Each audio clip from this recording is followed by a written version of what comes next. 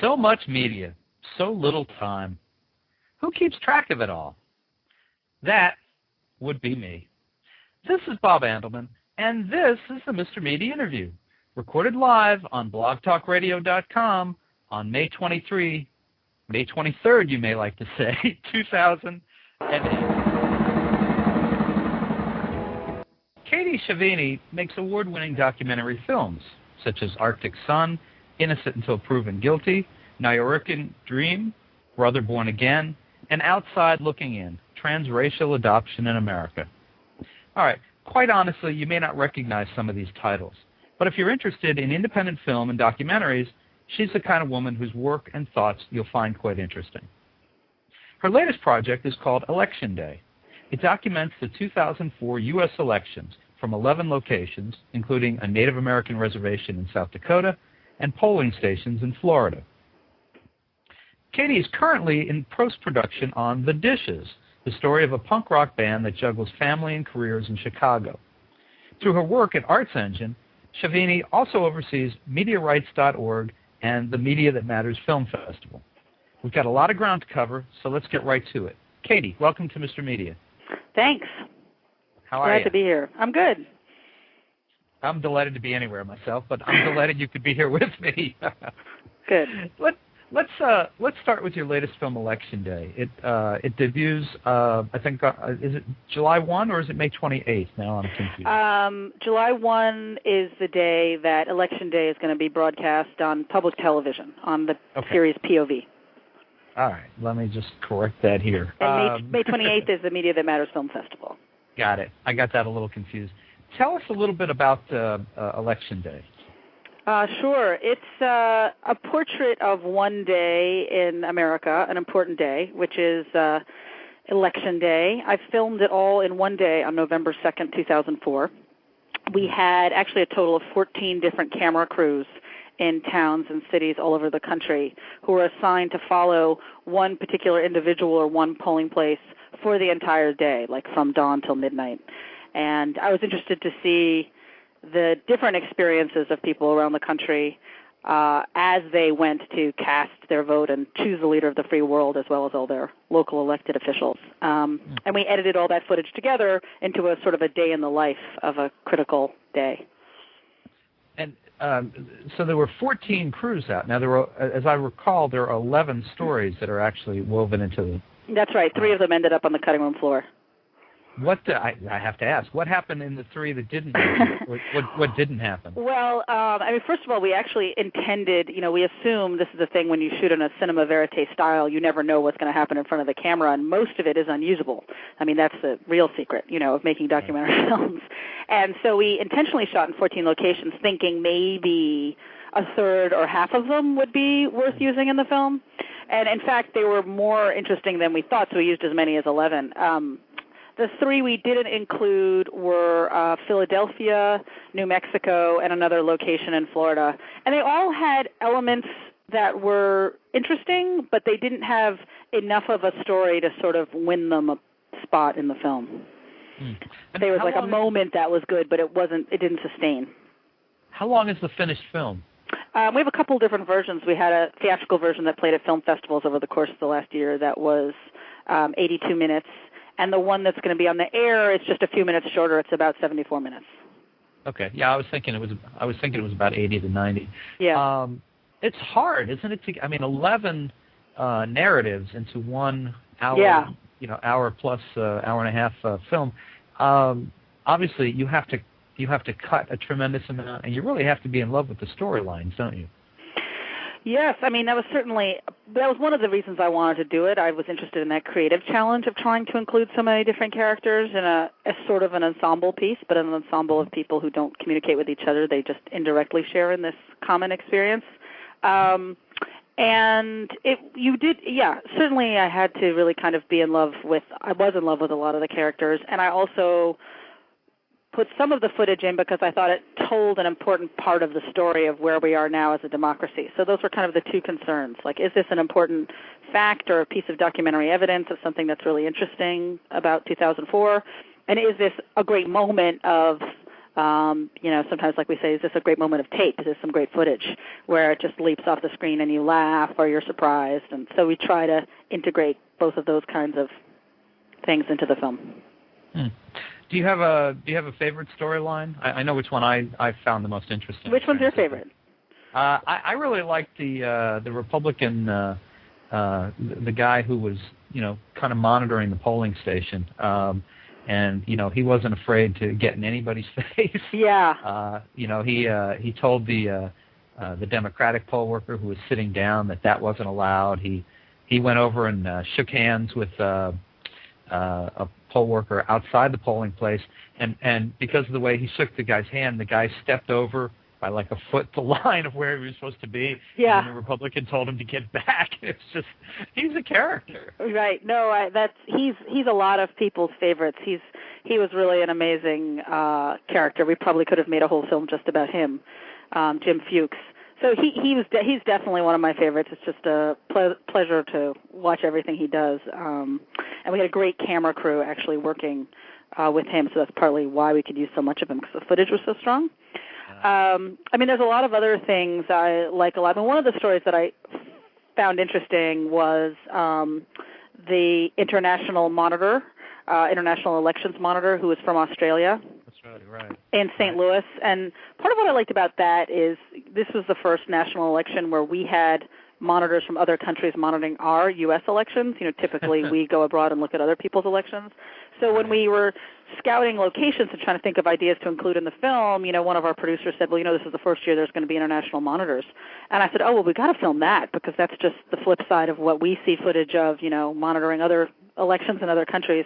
And so seeing, and the location where Shanta was in St. Louis was really, there were some real egregious disparities in access. And so seeing these problems in the election system through the eyes of a foreigner, I thought was really interesting from a filmmaking standpoint, because I think you feel it differently when you see a foreigner looking at us, objectively. It's like a little more embarrassing somehow that this is what we're portraying to the outside world. So that's also one of my favorites, just the way she looks at it and the way it makes the viewer feel about what's happening in our country. I think the other one, I was just thinking about it, I think the other one that I really like was the Palestinian gentleman who was voting for the first time. You have a lot of those type of moments, but that he made mistakes, or he made mistakes, and he takes his ballot back to someone in the polling place and says, I need to do it over again. And naturally, you go from this Palestinian man to this incredibly white bread, plain Jane. No offense, but that's the way she comes across, and she's just like looking at him like, what do you mean you made a mistake? What kind of mistake did you make? Well, I think there's only one mistake you can make, right? Yeah, right. Yeah, no, that is a good moment. That his wife is actually running for office. His Palestinian American wife is running for office now, for a local office in Michigan. So they've gotten quite politicized as a family. Oh, that's happened since then. Since then, yes. Interesting. Yeah. And have you kept in touch with other people from the film? Well, we have, because we've been, keeping them abreast of what's happening with the film, and it's interesting. We had kind of hoped there'd be more changes in the voting system. There'd be more improvements over the course of the last 4 years, but Congress didn't really move the ball forward significantly over the last 4 years, unfortunately. So we thought it might be interesting to do a kind of where are we now, but not enough has changed for that.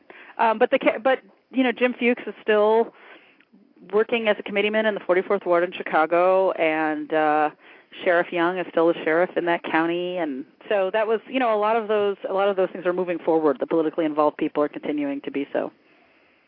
Now, I think most people, when they think of documentaries, they don't think in terms of traditional narratives and characters, but Election Day, you've got characters, you've got narratives, you've got storylines. Other than the fact that it's verite, it's a story, right? Yeah, no, thanks for pointing that out, because that is something it's kind of interesting people's perspectives of what documentaries are these days. I think there is, particularly when there's a documentary about a quote-unquote political topic, even though I don't necessarily think Election Day is political, and it's not political in a Michael Moore kind of way, but it's about politics, so it's political and to whatever extent that's the case. But I think there's a lot of perception, I find this when I talk to people about making documentary films, that you're making a particular kind of film that's going to have a lot of talking heads, and it's sort of like an essay that sets out an argument. And we've certainly made films like that, but what I wanted to do with Election Day was try to make a film that felt more like, as we sometimes say in the production office, feels like a movie. You know, it doesn't feel like school. It's not like a textbook you're being taught something about some nonfiction subject you have to learn. But, yeah, the character is just kind of, you get captivated by what they're doing, and that's what carries you through the movie. And if you happen to learn something about election reform along the way, more power to you. But we really wanted the experience of it to be watching a story unfold. Well, I wanted to ask you, your Election Day is going to debut on television on the PBS series P.O.V., and I'll repeat the date again. It's July 1st. But I wondered if you approached this as you were getting ready to go into production on Election Day with a particular point of view of how this was going to turn out or what to expect. And then did that change after you got to go through all the footage and start making edits? Did your view of all this change? Yeah, that's always an interesting process when you're making, again, a cinema verite style documentary where you don't know exactly what the outcome is going to be or what your footage is going to reveal. I mean, there was a sense in which we didn't know because, A, we didn't know the outcome of the election, and we didn't know how fraught it might be at the polls in 2004. You know, if you remember when we were there was a lot of talk before the 2004 election of like, are we going to have the debacle like we had in Florida in 2000, that kind of thing. So in a sense, we were open to that. I wasn't predicting it, but we were open for the possibility that there might be a real major problems with the election like that. In terms of things that we found out that sort of changed my perspective, I think one of the major ones was I think I had sort of just bought the line that part of the reason we have such a low voter turnout is apathy. You know, there's a lot of kind of spin around the idea of voter apathy, and that, well, you know, you'll hear pundits on TV, you know, saying like, why is it that more Americans don't come out to vote? You know, in Western Europe, they go out to vote in high percentages, blah, blah. And what I felt after looking at the footage was we didn't have so much evidence of apathy as we did people trying to vote against incredible odds and up against like real barriers and problems. One of the scenes that's most effective for me when we were just watching the footage, just the raw footage, there's a scene in St. Louis and it's a cold and rainy day and it's a poor neighborhood and the polls aren't working properly. And there's this really long line through the whole school and out the door, and there's an old woman standing at the end of the line, and she's cold, and her granddaughter takes her hat off her head and puts it on, and they're waiting in the line for 2 hours. And when I saw that shot, I said, how can people talk about apathy? I mean, this is the ultimate disenfranchised population. This is an older black woman in a poor neighborhood. Like, it's been a pain in the neck for her to vote her whole life, you know, for one reason or another. And here she is still out there trying to do it despite the fact that it's cold and there's no real reason she should be standing for 2 hours. And we just saw so much footage like that of people going from polling place to polling place and being like, over my dead body, am I not going to vote today, you know? And so I said, yeah, sure, there's some apathy, but I think people get discouraged and leave. That's not apathy exactly. That's like a rational decision to do something else with your day because you're feeling like what you're trying to do is being thwarted, you know? So I felt like, I think the apathy thing is a way of blaming voters for a problem that's really not entirely their problem. I felt very pro-voter after making the film. Like, we really need to help people vote who want to vote. There's a lot of them out there. A lot of them have a hard time. That kind of brought out my American pride a little bit, you know, like we should do better. Did you come to any particular conclusions about why it's so hard to vote in certain places? Is it a racial issue? Is it, as you know, sometimes after meeting certain of our elected officials, I think it's just incompetence. But I strongly suspect race is an issue, and then there may be other issues. Yeah. I mean, there's certainly one of the struggles of making a film like this is there's so many different reasons in different localities why people have trouble voting. And one of the reasons we kind of have trouble wrapping our brains around the problem, I think, is because you get kind of glazed over by statistics and details. And we were determined not to make that kind of a movie.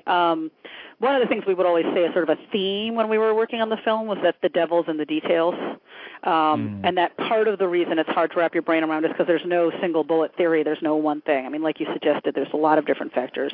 There's this great book that I read partway through making the film that was very helpful to me in terms of thinking about framing that idea. It's this book called Stealing Democracy by a law professor named Spencer Overton. And he has this great analogy in his book about where he compares our electoral system to the alternate worldview that you see in the movie The Matrix, where, like, you know, everybody in The Matrix is walking around thinking that they have a system that works, and it turns out it's actually a completely different reality that they're just programmed to imagine. And he basically, in his introduction, he's like, that's what the electoral system is. Like, we cast our vote, and we think there's some simple way in which that vote is, you know, counted. But in fact, there's like a Byzantine system, some of which is corrupt, a lot of which is just plain old incompetent, all of which is underfunded, under-resourced. That's the way in which our votes are counted and the way in which people are elected. And the more you get into it, the more shocking it is, the more you learn about it. There's certain things like there's 4,600 different voting systems in the United States because it's so highly localized. Right. So all these different, so you can imagine there's going to be some localities that are going to design a worse voting system than somebody else. And if you happen to be in one of those towns or cities where your local officials have designed a particularly, you know, poor way of voting, then yeah, you're going to have trouble. But it's certainly, race still plays a major factor in polling places all over the country.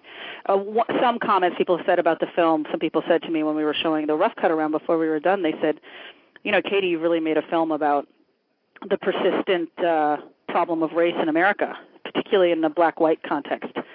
And I said, you know, I really didn't set out to make that film at all. I was hoping to tell a different story, but that's what the footage kept showing in location after location after location. You know, you can see it visually. You know, there's a lot of black people in line here, and then in other places it's much easier for white people to vote for a number of different reasons in different locations, but it still falls along those lines for class reasons, lack of resources, et cetera. So it's, you know, we're not out of the woods in terms of the problems that have sort of bedeviled the system from back in Jim Crow days. Not all of those problems have been resolved. So where were you? That sounds funny, but where were you on November 2nd, 2004, when you had 14 crews out? Were you with a crew? Yeah. Were you at a central command station? Where were you? Yeah, our producers, we had a central command station here in New York that our producers were at. I was with the New York crew, which was following Leon Batts, who was a 50-year-old former felon who was voting for the first time, who just recently been reenfranchised. Unlock the block. Yeah, exactly, right. Right. So I recorded sound for that crew that day. Oh, okay. So you were literally in the field. I mean, yes, you weren't yes. Okay. Yeah, I'm usually in the field on the films that we make that I'm intimately involved in. So it was just a short production schedule, though. It was just the one day. How nerve-wracking was that day for you? Oh, it was incredibly nerve-wracking. I mean, it was quite the the effort of trying to put together 11 crews who were all going to be filming on the same day was a stunt that was far beyond what we had ever tried to do as a production company before. I mean, it really required a network of sophistication that we hadn't had before. And that was partly why we had 14 locations, is so that if some of them didn't work out or there were problems, we would still have a movie.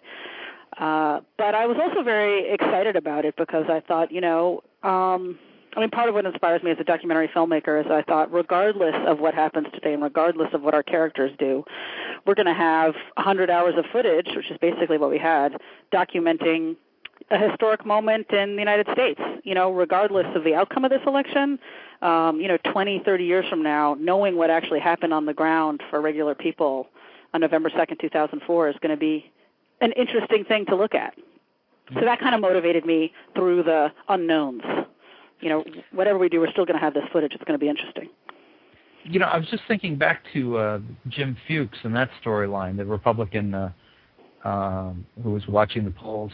At one point, when he's telling the Democratic guy who's sitting at the poll table that he has to leave, the guy, the Democrat, sees the camera and says, "I don't want to be on film." Right. And Fuchs says to him, "I don't think you have a choice." And yep. I'm wondering if you had working in your favor. I know that certain public places are considered public in terms of filming, And polling places like that? I mean, can anyone be filmed with or without their permission at a polling place?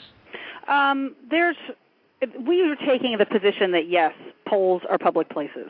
I actually showed that particular piece of footage to a colleague of mine who works at Kartemkin Films in Chicago, which is a company that put together Hoop Dreams, among other films, and they're real heroes of mine in terms of the spirit of documentary filmmaking and part of the public conversation. And so a filmmaker with 40 years experience there, Gordon Quinn, said you should leave that clip in. Polling places are public places, and moreover, what you're doing is making a film about the need for transparency in this process, in part. And so he said, I think on free speech grounds and First Amendment grounds, you have an argument to include that scene in regardless, which is partly why I left in that guy turning to the camera and saying, I don't want to be taped, was we gave him his moment to say, I'm objecting to this. We were trying to be transparent about our own presence there as well, and how it wasn't necessarily always welcome. I also kind of wanted to let the viewer know that was happening, as opposed to pretending, just the fly-on-the-wall model where it's as if you're not there. Of course we were there, and of course people noticed there were cameras, and sometimes it created tension. And I think that's part of the story too. Did you have to get involved with, getting clearances from people, or did you not do that because of the nature of this? No, we did get clearances from people. We didn't get clearances from every single person online, but when somebody was playing a somewhat significant role in a scene, we did get an appearance release from them. Okay. Katy, before I forget, let me give out our phone number. Sometimes I get so involved in the interviews I forget to do that. If you'd like to call in and ask Katy a question or talk to her about one of her films, the number is 646-595-3135, and I actually think we have a call right now. Let's go and take a look. Hi, do you have a question for Katy? Hello? Hello? Hi, yeah, you're on. Do you have a question for Katy? I guess nobody's there. Yeah, we're here. Hello? Okay. Well, Katy, we try. Okay. Yeah, maybe they'll come back. Yeah, they actually called in twice. That's what reminded me to give out the phone number. Let's see. So what was the budget for the film, and how much, how hard was it to find the funding for this film? It was really hard to find the funding for the film, much harder than I expected. I actually kind of thought that we'd hit a little, easy-to-fund film, that very elusive idea, which really doesn't exist, I think. The total budget of the film was around $400,000. We're actually still raising money for the educational component of the film, of getting it out to a broader audience. The bulk of the funding came from a branch of public television called the Independent Television Service. That's one of the few entities left that funds independent filmmaking. And as a result of that, it helped us to get a public television broadcast, which I'm very pleased to have. It's hard, there's not that many major network broadcast opportunities for independent documentary films that aren't commissioned by a network. So we're really happy with that. Yeah, I imagine there's only so many slots on P.O.V, and it's good to secure for those. Let me try this call again. It keeps coming up here. We'll give them one more try. Okay, great. Hi, do you have a question for Katy? Hi, yes I do. Katy, sure. I have a question about Election Day. Why did you want to make the film? Was it just because of interest in the subject matter, or was there some sort of artistic motivation there as well? It was definitely both. I mean, part of it was, the summer of 2004, there were just a lot of people getting involved in that election. And, whenever there's like a major kind of public event going on, we often think here, is there some way that we can contribute from a sort of independent media standpoint to contribute to this conversation about what's happening? So that was partly my way of being involved in the 2004 election, was by making this film. But I also did have these artistic considerations where, our prior film, Deadline, had told a kind of complicated historical and legal story, and we had to rely on a lot of text and talking heads to sort of do exposition about what was happening and what the background story of capital punishment was in order to tell that film. And I kind of wanted to liberate myself from having to do a lot of explaining and see if I could tell a story, as you were talking about earlier, that would be just driven by the storylines and characters of regular people in a documentary form, and in a certain way even kind of use some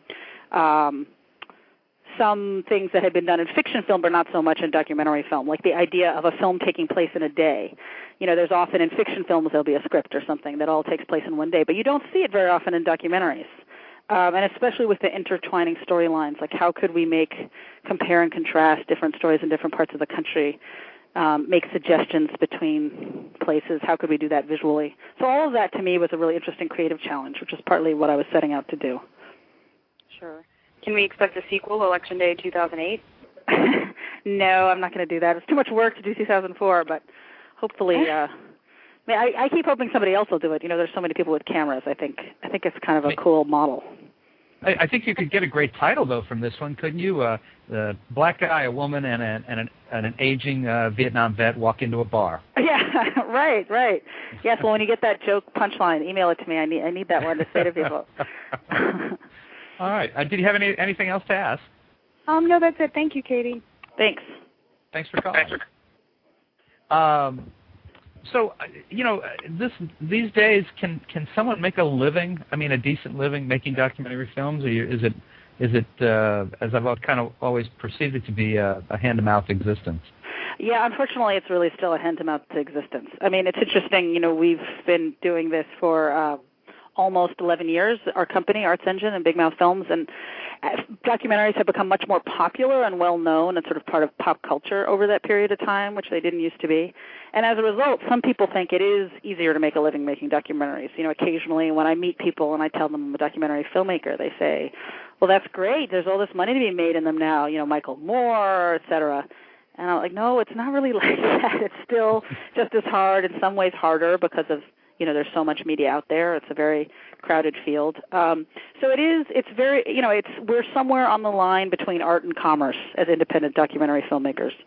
Occasionally the marketplace dovetails nicely with the artistic and, kind of independent voice work that we're trying to do with our films, and then you manage to sell your film and get it out there, and occasionally they don't meet, and then you're really working on an art project. So that's been my experience anyway. I mean, there are certainly documentary filmmakers who have a harder time getting funding and paying the bills, and some who have it easier, but it's got a huge labor of love component to it still.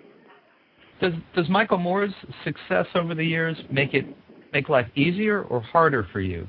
Yeah, that's an interesting question. I mean, and it's certainly something that my colleagues in documentary film, we discuss every once in a while. I mean, in some ways it makes it easier because Michael Moore has just raised the exposure and the sort of interest in documentary films, which kind of lifts all boats just to have that out there.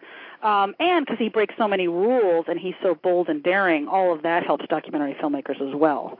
And the only way I would say in which one could argue that maybe it's hurt documentary film is that now there's people in the industry, there's a sense like, well, maybe there could be another hit like Fahrenheit 9/11, and maybe that could be you. So sometimes people start to see dollar signs in their eyes when they hear you're making a documentary film with some kind of political angle, which doesn't necessarily help us to make films just because somebody thinks there's going to be money behind it. And the only other thing that I've sometimes seen is that Michael Moore, to certain people, now seems like the way documentaries are supposed to be made. So when you make a film that's got kind of tells a subtler story that's not quite hitting the nail on the head, like the way I see Election Day, as opposed to Michael Moore where there's a very, very clear message that he wants you to walk away with, then I think sometimes people will see these films that aren't like Michael Moore films and say, like, but wait a minute, when I think of a documentary, I think of Super Size Me, I think of a Michael Moore film where there's a guy leading me by the hand talking about what he wants to talk about, and then that's the film we see. Mm-hmm. Well, and I wanted to ask you, actually, I mean, as a documentary filmmaker, do you see yourself out to change the world, capture it, or both? Yeah, that's a good question. Certainly capture the world as much as we can. I mean, I do believe there's something really amazing just about documenting life as it really is, or as close to as really is as we can get. And then I also do think that documentaries and independent film in general has the capacity to change the world in both subtle and specific ways. Specifically, there are films, I mean, An Inconvenient Truth is one of them that a lot of us filmmakers aspire to have some impact like that, where it really changes the public conversation in a significant way. And I think even when we make films that have less of a broad exposure, don't have former presidential candidates in them, we still, I think in smaller ways, we are still helping to flesh out a fuller perspective of what's happening in our world through all these specific stories, all these different kinds of truths about what's happening in our world. So that's also change. I think just sharing other views of reality. Okay. Let me give out our phone number one more time. It's if you'd like to call in and ask Katy Chevigny a question or talk to her about one of her films or documentaries in general, the number is 646-595-3135. Now remember, that only works if you're listening to us live today, Friday, May 23rd, 2008. If you're listening as a download, I'm afraid we're probably off doing something else by now. So, Katy, you operate under a lot of different banners, the largest of which seems to be the nonprofit media organization Arts Engine. Can you explain what that is a little bit? Sure.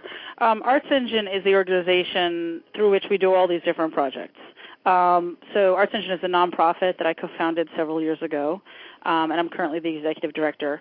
And Arts Engine has a mission to promote the increased impact and exposure of independent media with a special focus on social issue documentary film. So one of the projects we do is Big Mouth Films, which is where we do our long-form documentary film production, including Election Day, which is what we've been speaking about so far. So that's a major part of the work we do, and that's what I started doing. I was a documentary filmmaker before we started Arts Engine.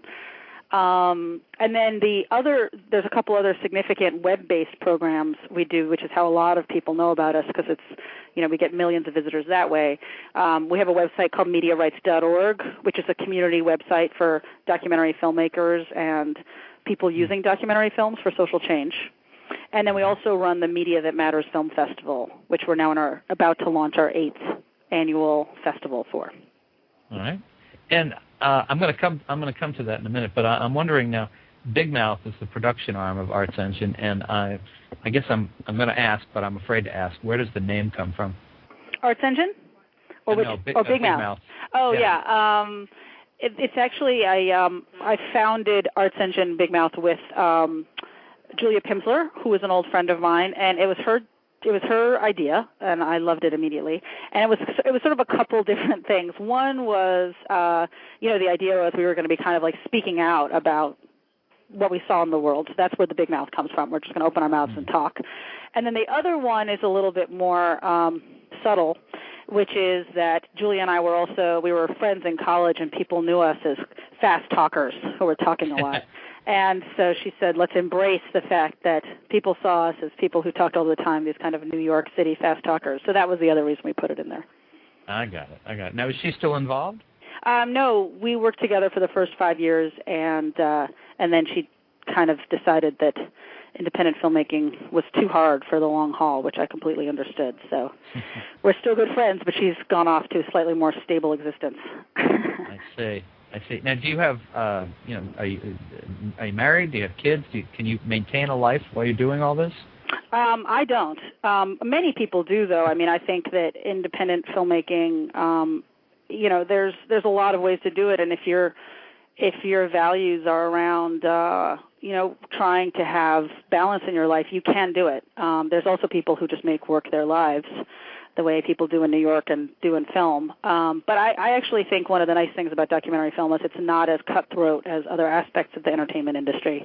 And there's a lot of people who do care about family and time to themselves, and so. But the combination of having difficulty making a living and it being a competitive environment does make it very demanding on people as well. Well, the reality is you can always rent a family. You can rent a kid for a day and satisfy any needs that you may have, and then go back to what you really want to do. Well, yeah, if you say so. Oh, absolutely. I dream about that all the time. Yeah, right.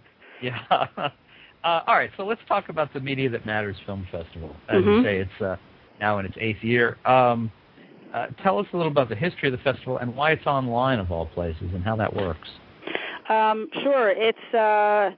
We started with the festival online.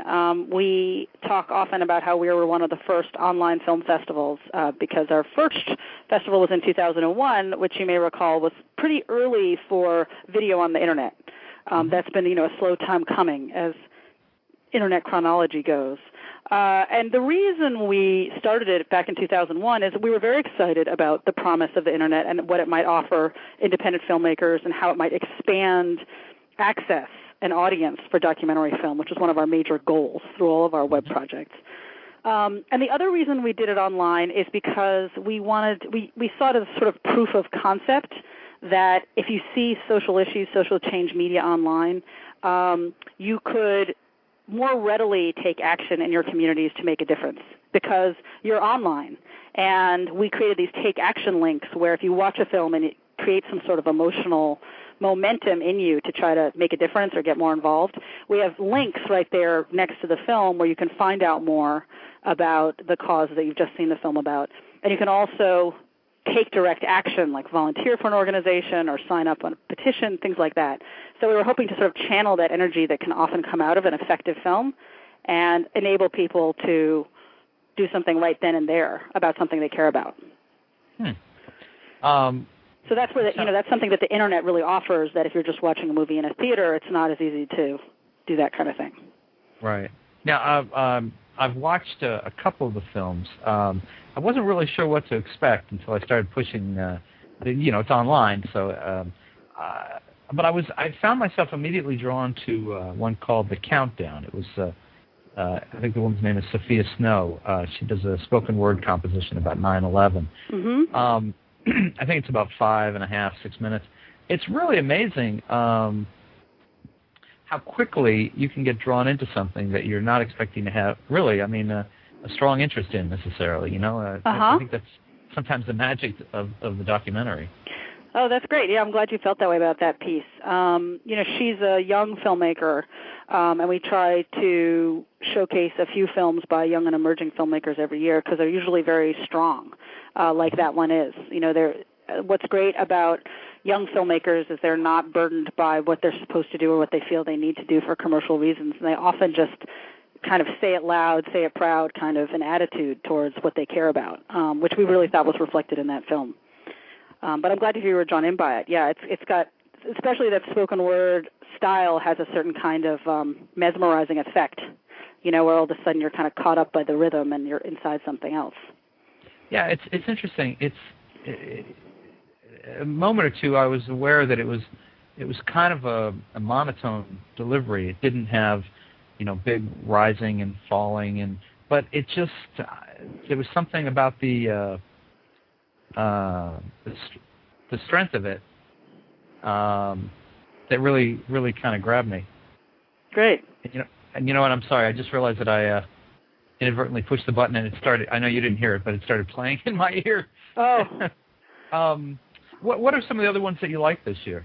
It's always fun here at the office because we have, a large staff, not a large staff, but we have a large group of people who are working on it. We all have our favorite films that we kick around at different times. I really love the eclectic nature of the collection, that there's, just when you're in one rhythm of one approach of one film, then you see something completely different. It reminds you of how many different ways there are to talk about something that's important. Personally, I'm really fond of A Nomad's Life this year, which is a film from Tibet about basically a family of nomads in a Tibetan plateau and their sort of declining way of life. And it's pretty much in the cinema verite format. It's beautifully filmed, so that's I get transported watching that film, where I just feel like I'm halfway around the world in this other place, learning about a way of life that seems kind of magical, and I don't know anything about it. So I like that one because it's subtle, but it really does also speak to the power of documentary film to bring us to a place we couldn't go to otherwise. So that's a special one for me. How many entries were there this year?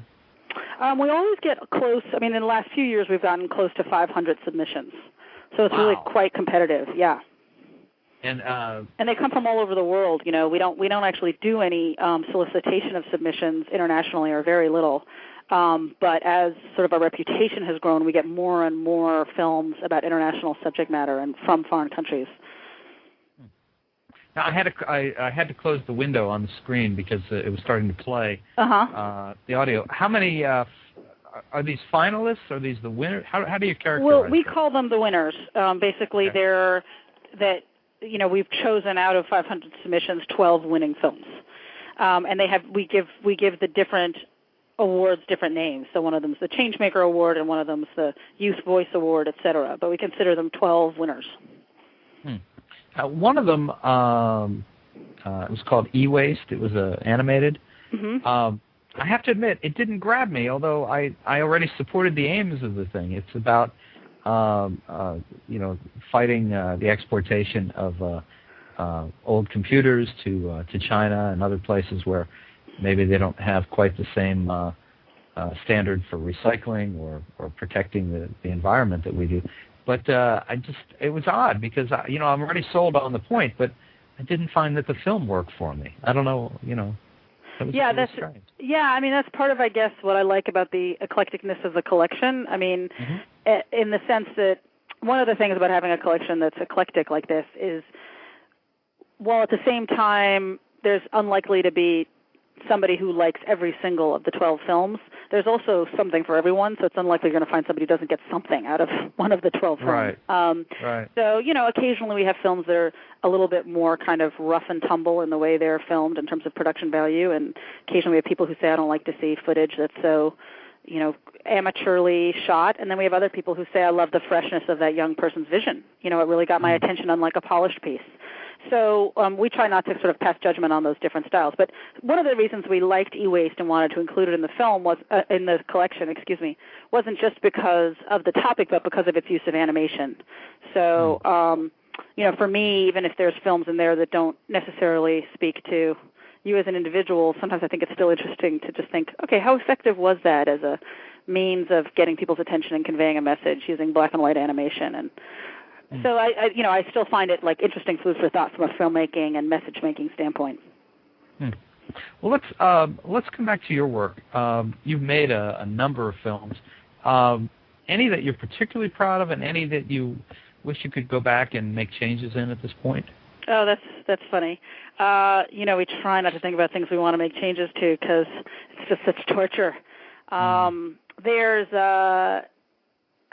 are certainly little things I'd like to change in all the films, but we recently, because it's our 10-year anniversary, had a retrospective in New York at the Paley Center, which used to be the Museum of Television and Radio, and we showed all 8 of our films that we've done in the last 10 years, and several of them I hadn't seen in quite a few years because we made them in the late 90s and 2001, years like that.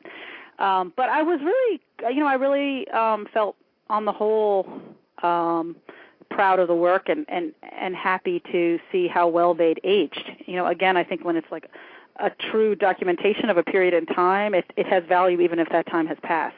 Sometimes it even gains in value. I have some hopes with Election Day that 20 or 30 years from now, when it's a historical document, really, to see what happened in 2004, it'll have a different kind of interest to people. But in response to, specifically to your question about, I actually have a real fondness for Arctic Sun, which is a film that we had, that was actually on P.O.V. last year, which is a father and son story that takes place in a native village in the Arctic Circle in the Canadian Yukon. And that's actually the film that I've had the least hands-on work on. I didn't go to the Arctic myself. I took an executive producer credit on that film as opposed to producer, director. But it was, 5 or 6 years in the making. We had very little support for it financially or from broadcasters. It wasn't a film that was part of a sort of popular sensibility about how documentaries should be made. It wasn't kind of hip or something like that, or explicitly political. But all of us who were working on it thought it was really an important, beautiful story and beautifully filmed and had a real great narrative. Again, like I was saying, like it feels like a movie. And so when we finally, we just struggled to finish it. And so I feel proud of that being like true kind of, we earned our independent filmmaker credentials with that film if we hadn't already, in the sense that when nobody else believes in the film and you keep believing it and you make it anyway, that's what makes you really an independent filmmaker. So I feel very proud of that effort because I think the film is amazing and I wish other people had the faith in it we had, but I'm proud that we stuck it out and finished that film. It's on DVD, by the way.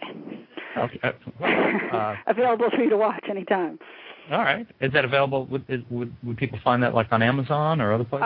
Yeah, the best place is actually to get it on our online store, which is artsengine.net/store. And Election Day is going to be available in about a month, too. Okay. Now, just so you know, Mr. Media gets 10% of all, plugs that you get. Right, no problem. Check is in the mail. Yeah. Let's talk about your latest project, The Dishes. Now, I know it's not about the kitchen, so what is it about? The Dishes is a band in Chicago, it's a quartet, and it's 3 women and 1 man, and it's a documentary that I shot predominantly a few years ago. And they're a punk rock band, or some people call it a post-punk band, and I was interested in following them over the course of a year or two while they kind of struggled with being a mainly women punk band in the Chicago scene. It was kind of a departure from a lot of the films we make, but I was interested in seeing what it was like for basically to tell a story of women artists trying to do something different and struggling to find a way to do it financially and balance family and that sort of milieu of the Midwest rock scene I find really fascinating. So I wanted to sort of do a portrait of that. Interesting. Have you done a film on music before? We've worked, in addition to the films that we call the Big Mouth films, we also work as line producers and sort of assistant producers on a number of other films. Some of that is to pay the bills, and some of that is just to work collaboratively with other filmmakers. And so in that capacity, we've worked on many music films. A film about gospel for French television, a film about jazz music for German television, a film about gypsy music around the world, which had a lot of concert footage in it. So that's something that's sort of a ripple throughout our organization in terms of people's interests. And when will we be able to see it? I haven't finished it yet, so I need to raise some more money to finish it. So that makes the time frame harder to put your finger on. But hopefully in the next year. Well, do you want to put out the word now while we've got this captive audience? Sure. Yeah. How people can reach you to there's certainly you can always make a tax-deductible donation to Arts Engine online, and that again, that would be on our website, artsengine.net. And specifically, we also have a Dishes page on MySpace where people can write in if they're interested. We have the trailer there too.